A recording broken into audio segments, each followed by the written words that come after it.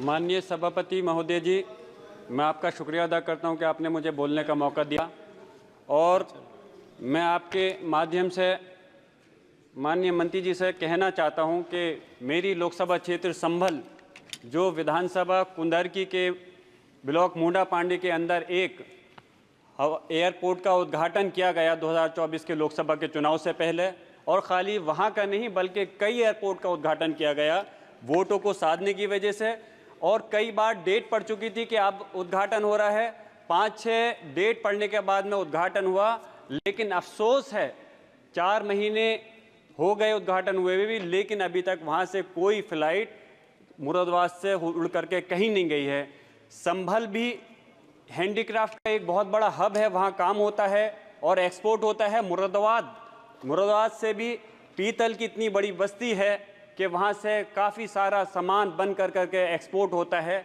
और जिससे कि अगर वहाँ एयरपोर्ट जल्द से जल्द शुरू हो जाता है तो यकीनन वहाँ के हर वर्ग समाज के लोगों को एक बहुत बड़ा बेनिफिट मिलेगा। लेकिन मैं कहना चाहता हूँ आपके माध्यम से कि उसको हवाई नहीं बनाया जाए, जल्द से जल्द वहाँ से फ़्लाइट को शुरू किया जाए, और फ्लाइट सिर्फ 2-3 जगह नहीं बल्कि इस चीज़ का ध्यान रखें कि संभल और मुरादाबाद के अंदर जिस तरह से एक्सपोर्ट हो रहा है, रेवेन्यू दे रहा है, उस तरह से ज़्यादा जगह को वहाँ से फ़्लाइट की शुरुआत होनी चाहिए। और एक माननीय प्रधानमंत्री जी का नारा था, अभी एक हमारे सहयोगी कह रहे थे कि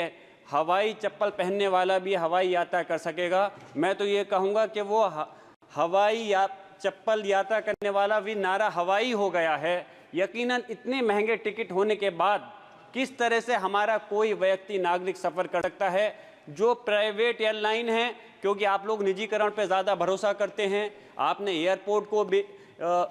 इंडियन एयरलाइन को भेज दिया, एयरपोर्ट को प्राइवेट करते जा रहे हैं। तो जो प्राइवेट कंपनियां हैं वो मनमर्जी मुताबिक 2 गुने 3 गुने 4 गुने अपने किराया कर देती हैं, तो आम आदमी आसानी से उसको अपना भुगतान नहीं कर सकता, और फिर अगर किसी वजह से टिकट को कैंसिल करना चाहता है तो नामचार का पैसा वापस मिलता है। तो इसलिए मेरी गुजारिश है, एक पॉलिसी ऐसी बननी चाहिए जिससे कि इन लोगों की मनमर्जी नहीं चलनी चाहिए। और जो निजीकरण आप लोग लगातार करते जा रहे हो, निजीकरण में ज़्यादा विश्वास है, तो मैं गुजारिश करूंगा आने वाले समय के अंदर, क्योंकि आप दूसरी नई एयरलाइन तो जो इंडियन एयरलाइन थी, एक भारत सरकार की पहचान थी, उसको तो आपने ख़त्म कर दिया। मैं उम्मीद करता हूं आने वाले समय में और किसी एयरपोर्ट का निजीकरण नहीं होने देंगे। ख़ास तौर से एयरपोर्ट के अंदर खाने और पानी की जो भी